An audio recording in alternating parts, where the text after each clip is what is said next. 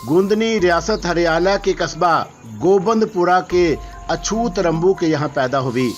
उसी तरह जैसे गरीबों के बच्चे खामोशी से पैदा हो जाते हैं। रात गए जब रंबू चर्च के नशे में धुत देवरी में पड़ा था और रसीली के दर्द उठा। घर में और कोई नहीं था और शदीद तकलीफ के आलम में उसने रंबू को झंझोड़ कर उठाने की कोशिश की, लेकिन रंबू तो उस वक्त अंदर सभा में बैठा दम लगा रहा था। वो आंखें बंद किए मुस्कुराने के सिवा और कुछ ना कर सका। राजकमल हरियाणा की खूबसूरत लेकिन खतरनाक नागन, जिसका हर सांस जहर आलूद होता था, जिसका बराह रास्त शैतान से राब्ता था, जिसकी हर चाल सियासत से भरपूर होती थी। हरदयाल ने गुवा परनाम लाल के कहने पर गोंदनी चमारन को अपनी भतीजी कमीशन बनाकर दुनिया के सामने पेश किया था, लेकिन गोंदनी कई दिन उनके यहाँ रही थी और उन्हें खुद भी उससे उनसियत हो गई थी और फिर भतीजी ही की हैसियत से उन्होंने उसे घर से विदा किया था। लेकिन नागन बहरहाल नागन होती है, ख्वाह उसे ज़िंदगी भर दूध पिलाओ और उससे मोहब्बत करो, उसका काम डसना है, सो वो किसी भी वक्त डस लेगी। प्रताप ने उसकी तवज्जो खोकर मौत को दावत दी थी और वो उसके जिस्म का राजदार था।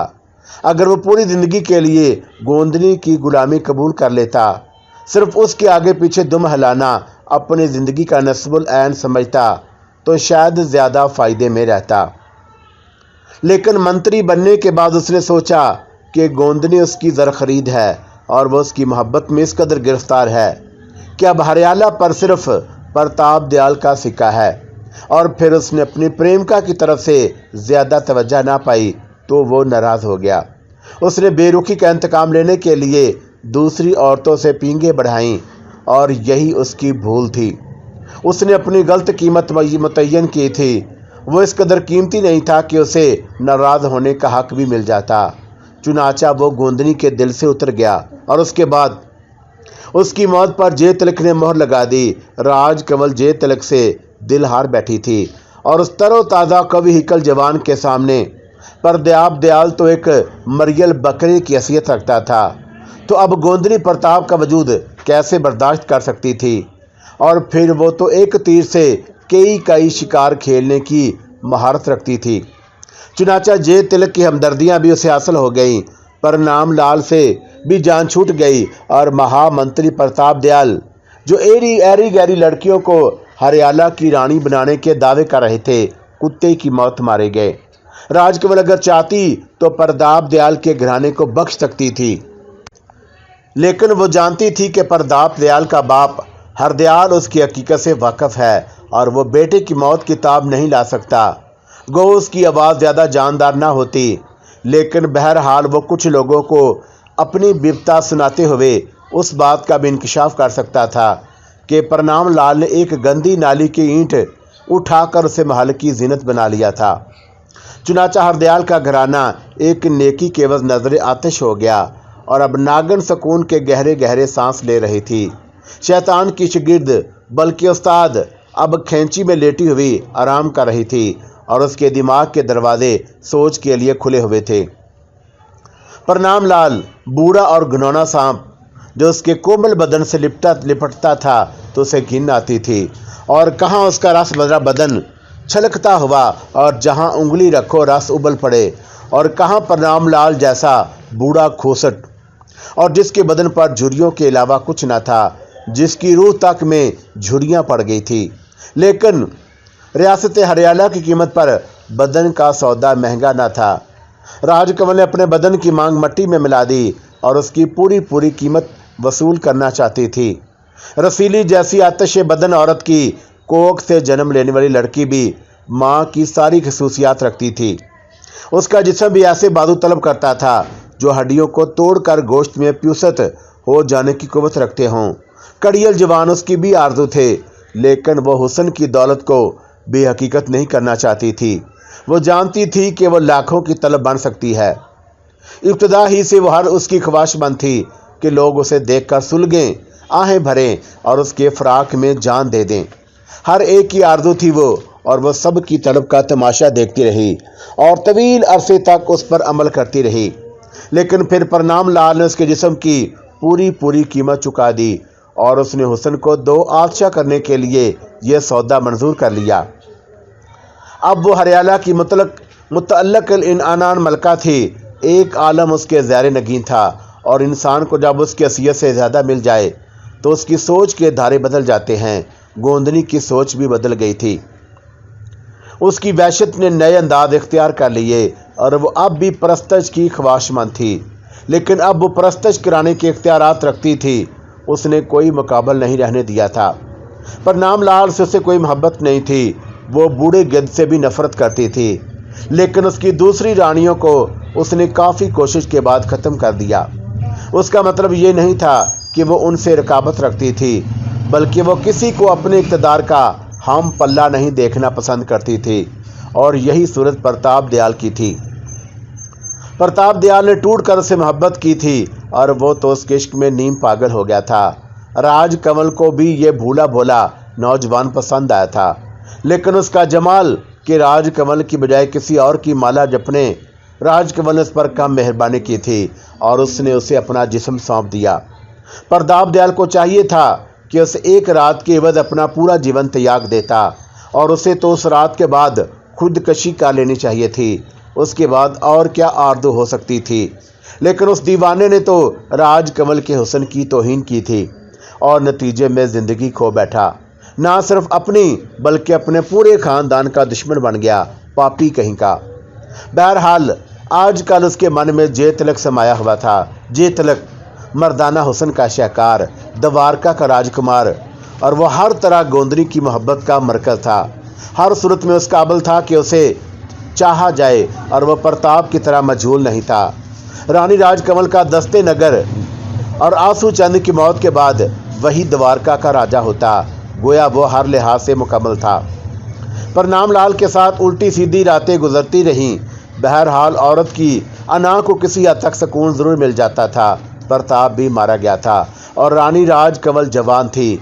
जवानी की सही कीमत लगाने के सिलसिले में उसने जज्बात की गर्दन दबा रखी थी, लेकिन कब तक।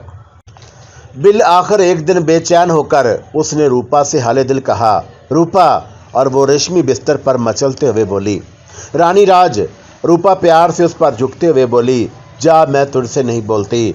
राज कंवल ने मुंह फुलाते हुए कहा, और उसकी बजाय मेरी गर्दन पर कटार फेर दो, मैं ज़्यादा सुखी। और रूपा ने उसके सीने पर थोड़ी रखते हुए कहा, और राज कंवल ने उसके बाल दोनों हाथों की मुट्ठी में पकड़ लिए।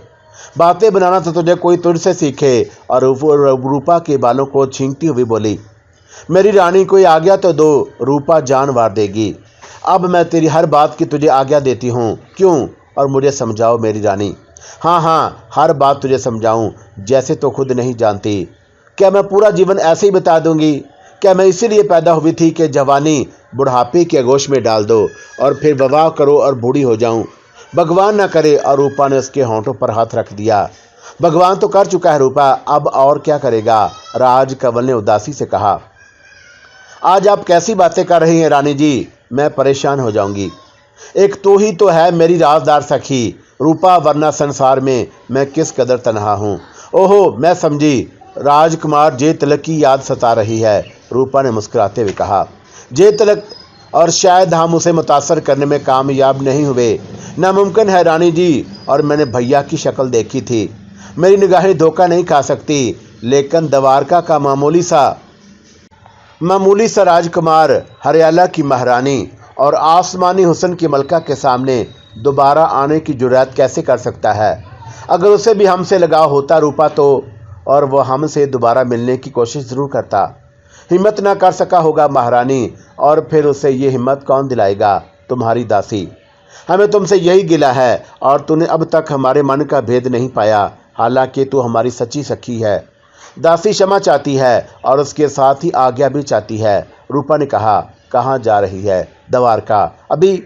अभी जाकर तैयारियां करूंगी और कल सुबह प्रभु के साथ चली जाऊंगी। मगर सुन तो जल्दबाज कहेगी क्या? राज कंवल ने संभल कर बैठते हुए कहा। सखी का काम सखी जाने, मन में आया जो कह दूंगी। और हमें उसकी निगाहों से गिरा ना देना। राजकमल आहिस्ता से बोली। ऐसा न सोचो महारानी, अपनी रूपा से ऐसी उम्मीद रखती हो। और रूपा ने उसकी आंखों में देखते हुए कहा। नहीं, राजकमल ने कहा और फिर मुस्कुराते हुए रूपा की गर्दन में बाहें डाल दी। क्या सोच रहे हैं प्रभु महाराज? रूपा ने मुस्कुराते हुए कहा। कुछ नहीं भागवान। और प्रभु ने एक गहरी सांस लेते हुए कहा, मैं महसूस कर रही हूँ कि तुम कुछ बूढ़े होते जा रहे हो, हर वक्त सुस्त रहने लगे हो और रंग भी पीला हो गया है। ऐसी बात नहीं है रूपा, बेकार बैठा खा कर खूब मोटा तो हो रहा हूँ, प्रभु ने हंसते हुए कहा। और रूपा ने ना जाने क्या सोचकर उसे देखा और सच ही तो है, प्रभु अपना हुस्न खो बैठा था और उसके जिस्म पर चर्बी चढ़ने लगी थी, गर्दन लटक आई थी। गो शक्ल सूरत अब भी मोहनी थी, मगर उसके नकुश में एक बेजारी सी झलकने लगी थी। तब रूपा की निगाहें रात में लगे हुए आईने की तरफ उठ गईं। आईना उसका अंग अंग चूम रहा था। उसने रूपा के पूरे पीकर को खुद में समो लिया था और वह उसकी जो तस्वीर पेश कर रहा था काबिले दीद थी। गुलाब के फूल की तरह शगुफ्ता चेहरा, रुखसारों पे नाचती जवानी की सुर्खी, नाजुक होंठ, सुराहीदार गर्दन, क़यामत की तरह उभरा हुआ सीना, पतली कमर, एक भी निशान ना था और दूध की तरह बेदाग और संगे मगमर की तरह सडोल। बड़ा फ़र्क है मुझ में और प्रभु में, प्रभु। और उसने एक गहरी सांस ली। यह ज़्यादा देर तक मेरा साथ ना दे सकेगा। अब उसकी मोहब्बत भी बूढ़ी होती जा रही थी और उसे राजकमल याद आई। चांदनी से तश्कील पाई हुई औरत, लेकिन जो हुस्न की सही कीमत जानती थी। और उसे मोए प्रभु से अब जान छुड़ा ही लेना चाहिए। उसने रथ चलाते हुए प्रभु को देखकर एक गहरी सांस ली और दोनों द्वारका जा रहे थे, पहले की तरह नहीं बल्कि बड़े इत्मीनान और सुकून से। आला दर्जे के रथ में सवार होकर जे तिलक ने उसे बहन बनाया था और वह भाई के घर जा रही थी। जे तिलक उसे भी बेहद पसंद करता था, लेकिन राजकमल की पसंद पर हाथ डालने की हिम्मत वह मर कर भी नहीं कर सकती थी। इसलिए उसने फौरन जे तिलक को भाई बना लिया था ताकि राजकमल के दिल में कोई बदगुमानी ना पैदा हो। और वह इस खतरनाक औरत को खूब जानती थी जिसका कांटा पानी नहीं मांगता था। बहरहाल उसने फैसला कर लिया कि अपना भी कोई मुनासिब बंदोबस्त कर लेगी। रात हरियाला की तरफ दौड़ रहा था। बेलों के गले की घंटियां मुतरन्नम आवाज में बज रही थीं और फिर वो हरियाला की सरहद से निकलकर दरबारका की सरहद में दाखिल हो गए और दरबारका की सरहद के रखवालों ने रथ घेर लिया। मैं राजकुमार जे तिलक की मुंह बोली बहन हूँ और उसे मेरी आमद की इतला दो। और सरहदी मुहाफिज उसे बड़े एहतराम के साथ महल ले गए। जे तिलक कहीं बाहर गया हुआ था। आंसू चंद ने उसकी आओ भगत की और उसने भी रूपा को बेटी का दर्जा दिया था। जे तिलक भैया कब तक आएंगे पिताजी? रूपा ने पूछा। शाम को आ जाएगी बेटी, और मैंने सिपाही दौड़ा दिया है, करीब के शहर गया हुआ है, आंसू चंद ने कहा। उस नेक आदमी ने रतन कौर की तरह रूपा को समझा। रूपा और जे तिलक का इंतजार करती रही। रूपा के आने की इत्तला सुनकर जे तिलक आंधी और तूफान की तरह आया था और उसने रूपा से मुलाकात की और मोहब्बत से उसके दोनों हाथ पकड़ते हुए बोला, हमने तो सोचा था कि तुम हमें भूल ही गई बहना। वाह, और कोई जे तिलक जैसा भैया को भी भूल सकता है, रूपा ने मुस्कुराते हुए कहा। जे तिलक की आंखों में बहुत से सवाल मचल रहे थे, लेकिन वह पूछने की जुर्रत नहीं कर पा रहा था। लेकिन रात के भोजन के बाद रूपा ने उसकी मुश्किल खुद ही हल कर दी और वह उसे जे तिलक के महल के पाएं बाग में मिली थी। कैसी गुजर रही है जे तिलक भैया? उसने मुस्कुराते हुए कहा और संगे मरमर के सिंहासन पर बैठ गई, जो एक खूबसूरत हौज के किनारे बना हुआ था। इस वक्त उन दोनों के अलावा बाग में कोई नहीं था। प्रभु बेचारे की क्या मजाल थी कि वह रूपा के किसी मामले में मुदाखिल कर सकता। ठीक है, और दिन रात कामों में मशगूल रखता हूँ, अपने आप को तन्हाई से डर लगता है। तुम तो सुनाओ, कैसे इतने दिन के बाद भैया की याद आ गई?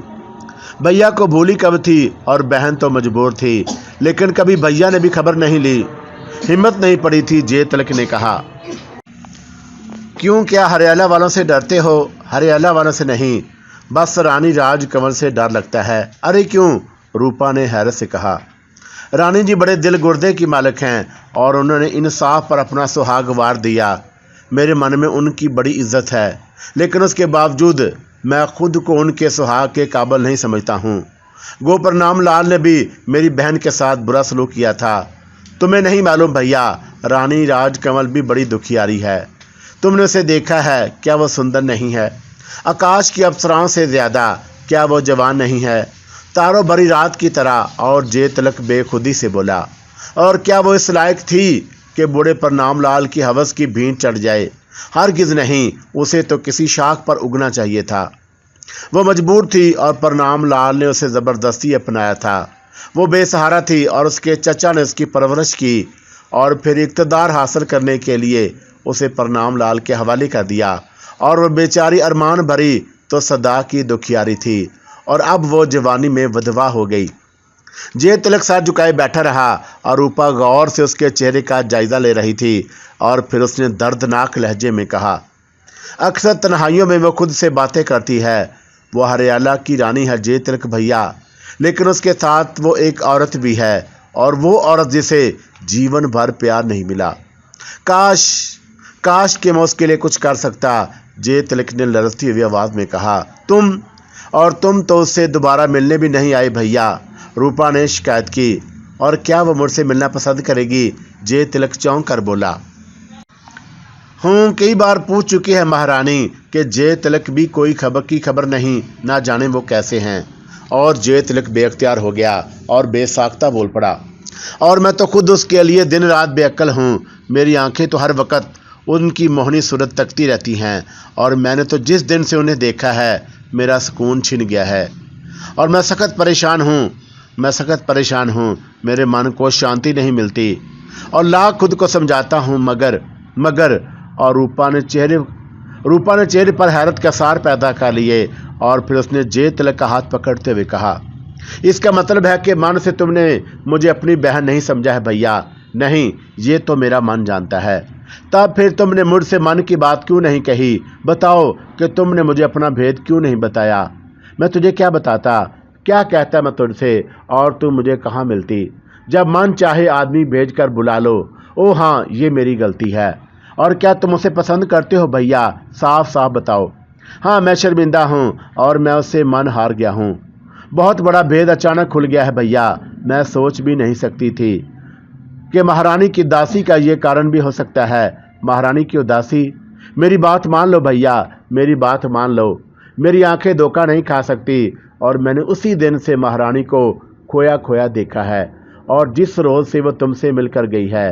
राजकमल मेरी सखी है और उसने मेरा नाम बदल कर रूपा रख लिया है और मैं उसे अच्छी तरह जानती हूँ। पहले मैं परेशान थी कि वह परनाम लाल से ज़रा भी प्रेम नहीं करती थी, इसलिए उसे उसकी मौत का दुख क्या होता। गो समझने वाले यही समझ रहे हैं और मेरी समझ में भी उसका दुख नहीं आया था। और आज मैं सब कुछ समझ गई, आज मैं सब कुछ जान गई भैया। क्या कह रही हो रूपा? और जे तिलक हैरत से बोला, मैं औरत हूँ भैया और औरत के मन का रोग जानती हूँ।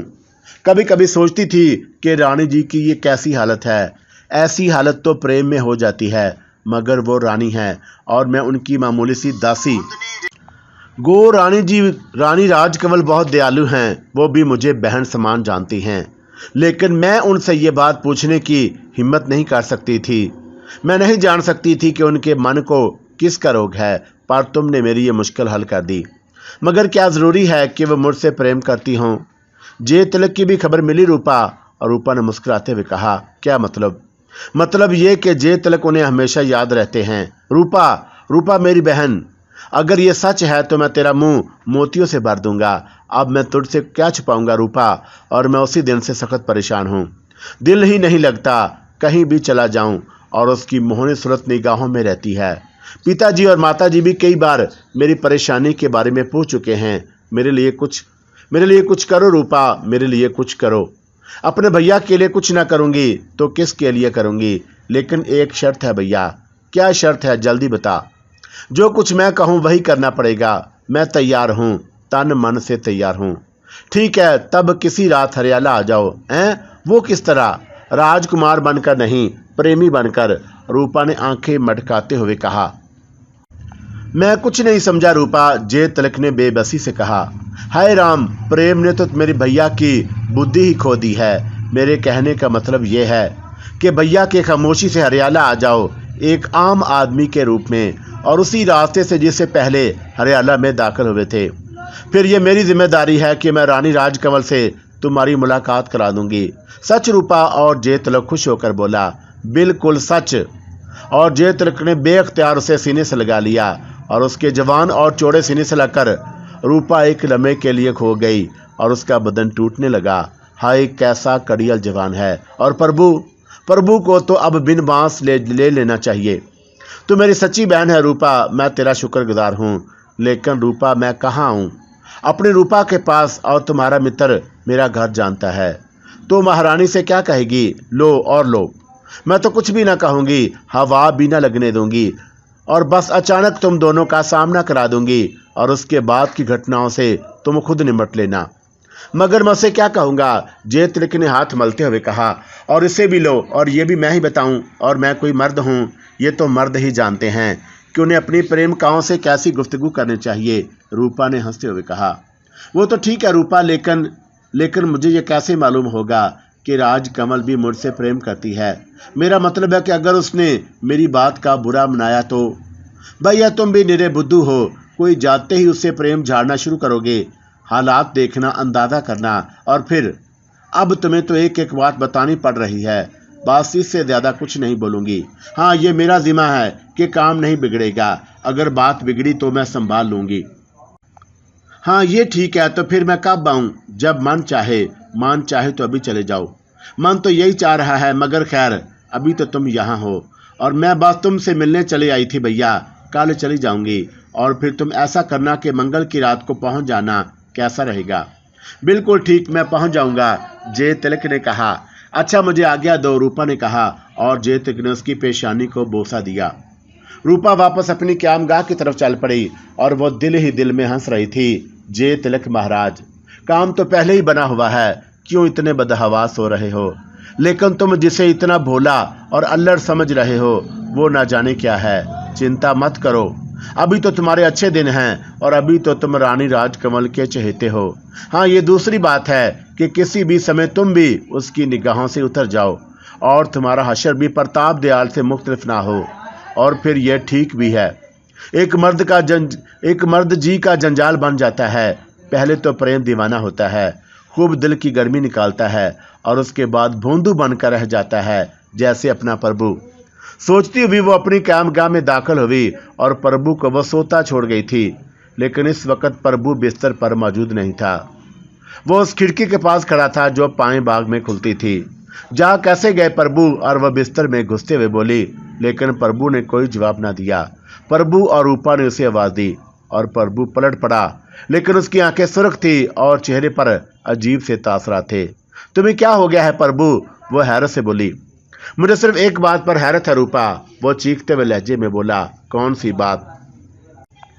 अगर तुम यहाँ रंग रलियाँ मनाने आई थी तो अकेली ही क्यों ना आ गई और मुझे साथ लाने की क्या जरूरत थी? रंग रलियाँ क्या कह रहे हो प्रभु? औरत कभी समय में नहीं आ सकती रूपा। ना जाने वो क्या है और ना जाने वो मर्द को कैसे कैसे तरीके से पागल बनाती है। और वो खूबसूरत, नाजुक और कमज़ोर सी लगती है, लेकिन उसकी मन की अथाह मुश्किल है। और मैंने तुम्हारे साथ क्या बुरा किया है रूपा? और मेरा मन तो तेरा मन मुझसे भर गया है। कैसी उल्टी सीधी बातें कर रहे हो प्रभु? हुआ क्या? मुझे नहीं मालूम था रूपा कि तुम एक बार यहाँ क्यों आई थी। जानता हूँ कि तुम राजकमल की सखी हो और तुम्हारे साथ रहकर मुझे राजकमल के बारे में भी खूब मालूम हो चुका है। अगर तुम अपने प्रेमी से मिलने आई थी तो मुझे साथ लाने की क्या जरूरत थी? क्या बक रहे हो प्रभु? रूपा बिगड़ कर बोली। आवाज़ ऊंची मत करो, मैं जानता हूँ रूपा कि तुम बहुत हो, लेकिन गैरतमंद मर्द जान दे देते हैं। अगर अभी भी गंदा से तुम्हारी और जय तिलक की गर्दन उड़ा दूँ तो, और ज़्यादा से ज़्यादा ये होगा कि आंसू चंद मेरी लाश को घोड़ों से बांधकर घोड़े दौड़ा देगा, लेकिन मैं ऐसा नहीं करूँगा। मैं एक आवारा औरत के लिए अपनी जान क्यों दूँ? सुनो, बस तुम अपना प्रेम नाटक बंद कर दो और साफ साफ ये कह दो कि अब तुम्हें मेरी ज़रूरत नहीं है। रूपा चौंक पड़ी और गहरी सोच में डूब गई। ये प्रभु तो अब किसी हद तक खतरनाक हो गया है और उसकी सोच बहुत ऊंची चली गई थी, तो इसका फौरनी इंतज़ाम होना ज़रूरी था। लेकिन राजकमल से मशवरा किए बगैर कुछ करना मुनासिब नहीं था। और बहरहाल वो राजकमल के साथी और गहरी सोच और जहानत की वजह से राजकमल ने उसे यह दर्जा दिया था। और वो ये भी जानना चाहती थी कि इस वक्त बारूद के ढेर को चिंगारी लगाना मुनासिब नहीं और इस वक्त तो मट्टी ही डालनी पड़ेगी। चुनाचा उसने फौरन मूड बदल लिया और शिकायती अंदाज में प्रभु को साथ लेते हुए बोली, मुझे मेरा कसूर भी बताओगे प्रभु? कसूर? और मैं अपनी जुबान से कुछ नहीं कहूँगा रूपा। उस खुली हुई खिड़की से बाहर देखो और खुद फैसला कर लो। आओ देखो, गौर करो और यहाँ से कौन सी जगह नजर आती है। प्रभु उसका बाजू पकड़कर उसे खिड़की तक धकेल कर ले गया और रूपा ने वहां से बाहर का मंजर देखा। वो जगह साफ नजर आ रही थी जहां थोड़ी देर पहले रूपा और जय तिलक खड़े थे। और रूपा ने थोड़ी देर कबल के मनाजर याद करके एक गहरी सांस ली। प्रभु, उसने संजीदगी से कहा, क्या तुम जय तिलक से मेरी मुलाकात पर खफा हो? मैं सिर्फ ये कहना चाहता हूं कि अगर जय तिलक, सोच समझ कर बात करो प्रभु। और तुम भी हिंदू जात से तलक रखते हो, क्या भाई बहन का रिश्ता भी गंदा हो सकता है? हूँ, और दुनिया के लिए बहन भाई, लेकिन और कुछ ना कहो प्रभु, मैं झूठी हूँ, लेकिन जय तिलक को मंदिर में ले जाओ और उसे कृष्ण भगवान के चरणों में खड़ा करके उसे सौगंध लो कि क्या उसके मन में मेरे लिए बहन के अलावा और कोई रिश्ता है। मगर मैंने अपनी आंखों से तुम्हें उनके सीने से लगा देखा है। वो एक मोहब्बत करने वाला भाई है और बस मैं और कुछ ना कहूँगी। रूपा मुंह लपेट कर पड़ गई। प्रभु न जाने कब तक अपने ख्याल पर गौर करता रहा। क्या दर हकीकत उसे गलतफहमी है और जय तिलक साहिब इख्तियार है और रूपा भी गई गुजरी नहीं। और अगर वो दोनों को एक होना चाहते हैं तो उन्हें कौन रोक सकता है? क्या सचमुच वे एक दूसरे को भाई बहन मानते हैं? अगर वो ऐसा है तो उससे बड़ी भूल हुई। और उसने अटवाई खटवाई के लिए पड़ी रूपा को देखा और उसे अफसोस होने लगा और उसका दिल चाहा कि रूपा से माफ़ी मांग ले। लेकिन फिर उसने सोचा कि अभी वो गर्म है और उसने रूपा को बहुत बुरा कहा है और यहाँ से वापसी के बाद सही। लेकिन वह बेवकूफ़ क्या जानता था कि वह अपने लिए क्या बीज बो चुका है और रूपा के दिल में उसके खिलाफ नफरत के अलावा और कुछ नहीं था। रूपा राजकमल की सखी थी, साहिब इक़्तिदार थी। आने वाला वक्त ना जाने प्रभु के लिए कौन सी मुसीबतें लाने वाला था। बहरहाल रूपा ने इस वक्त मसले से काम लिया था, लेकिन प्रभु को वो उस बकवास की मुनासिब सज़ा देना चाहती थी। यहाँ रुकने का और कोई काम नहीं रह गया था। चुनाचा दूसरे दिन उसने रवानगी का फैसला कर लिया। दूसरी सुबह वो जागी तो प्रभु ठीक था और शायद उसे अपनी बेवकूफ़ी का एहसास हो गया था। रूपा ने सोचा या फिर वो भी चालाकी से काम लेकर कुछ करना चाहता है और रूपा ने उससे होशियार रहने का फैसला कर लिया। जय तिलक और आंसू चांद ने उसे अपने हाथों से रथ में सवार कराया और आंसू चांद ने उसे अशरफियों के कथैली और कुछ जेवरात भी दिए थे और जय तिलक ने भी तोहफ़े दिए। जब रथ रवाना होने लगा तो जय तिलक आहिस्ता से कहा, मेरी मुंतज़िर रहना रूपा, मैं इंतज़ार करूंगी भैया। रूपा ने मुस्कुराते हुए कहा और रथ आगे बढ़ गया। जय तिलक के सिपाही रूपा को सरहद तक पूरे एहतराम से छोड़ने आए थे। राजकमल बेचैनी से उसकी मुंतज़िर थी और उसे रूपा के आने की इतला मिल गई थी, लेकिन अभी रूपा उसके पास नहीं पहुंची थी और ये भी राजकमल की हदायत थी। बहरहाल वो मोहतात रहना चाहती थी। रात को रूपा उसके पास पहुंची। राजकमल ने उसे दौरान तन्हाई हासिल कर ली थी और वो रूपा की मुंतज़िर थी। रूपा को देखकर उसका चेहरा खुल उठा। हाय रूपा, और ज़िंदगी में पहली बार किसी का इतनी शिद्दत, इतनी बेचैनी से इंतज़ार किया है। समय था कि टलने का नाम ही नहीं ले रहा था। राजकमल ने उसके दोनों हाथ पकड़कर उसे अपने करीब करते हुए कहा। रूपा ने दोनों आंखें बंद की और राजकमल की सिमत झुक गई। मेरी आंखों को चूम ले रानी जी, इन आंखों ने आपके प्रेमी को देखा है, तसल्ली हो जाएगी। और राजकमल ने सचमुच उसकी आंखें चूम लीं। फिर उसके गाल पर प्यार से एक चिपत रसीद करते हुए बोली, बस अब ज्यादा नाटक ना रखो करो रूपा, तुझे मेरी कसम का एहसास नहीं है। मुझे पूरा एहसास है रानी जी, पर जो कुछ मैं आपको कहूँ वो आपकी सारी बेचैनी दूर कर देगा। बड़ी खटूर है रूपा, जल्दी बता, और भगवान के लिए जल्दी बता, क्या जय तिलक से मुलाकात हुई? क्यों ना होती? और रूपा आंखें मटकाकर बोली, क्या गुफ्तगू हुई? क्या मुलाकात तन्हाई में हुई? हाँ, मेरा जिक्र हुआ। आपके अलावा और किसका जिक्र होता? बड़ी खुशनसीब है रानी जी, आपका प्रेमी भी आपकी आग में जल रहा है। क्या बात हुई उनसे रूपा? और रूपा ने मजीद अदाकारी मुनासिब न समझी और राजकमल का गुस्सा भी कर सकता था। चुनाचा उसने शुरू से लेकर आखिर तक जय तिलक से होने वाली पूरी गुफ्तगू सुना दी। राजकमल बड़ी मुहैयत से ये बातें सुन रही थी और उसे रूपा की जहानत पर बहुत खुशी हुई थी। रूपा ने राजकमल के दिल का भरम खोला था, बल्कि खुद जे तलक के दिल का हाल मालूम करके आई थी और उस राजकमल का मान भी रह गया था और काम भी बन गया था। परसों वो मेरे पास आएंगे और फिर मैं आपके पास पहुंचा दूंगी। राजकमल खामोशी से उसे देखती रही और रूपा के खामोश होने के बाद भी वो उसी तरह बैठी रही। तब रूपा घबराकर बोली, क्या बात है महारानी जी, क्या मैंने कुछ गलत कर दिया? राजकमल चौंकी और मुस्कुराई और फिर उसने आगे बढ़कर रूपा को सीने से भींच लिया। रूपा, अब तो तू हमारी सुखी नहीं रही, बल्कि तूने हमारे ऊपर एहसान भी किया है और हम तेरे इस एहसान को याद रखेंगे। ऐसी बातें ना करे रानी जी, रूपा का मन घायल हो जाएगा। रूपा तो आपके जान देकर भी अपना फर्ज पूरा ना कर सकेगी। सच मानो रानी जी, और मैं आपके सिर्फ इसलिए इज्जत नहीं करती हूँ कि आपकी दासी हूँ या आपने मेरे ऊपर बहुत से एहसानात किए हैं, बल्कि मेरे मन की गहराइयों में आपका जो प्रेम है और मैं दुनिया भर में सबसे ज़्यादा आपसे प्रेम करती हूँ।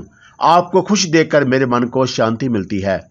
हमें यकीन है रूपा, राजकमल ने उसे भींचे भींचे कहा और फिर काफ़ी देर तक वो जे तलक की पुरइसरार आमद के इस्तकबाल के बारे में गुफ्तगू करती रही और राजकमल का चेहरा मुसर्रत से गुलनार हो गया था। अब क्या आ गया है महारानी? रूपा ने पूछा।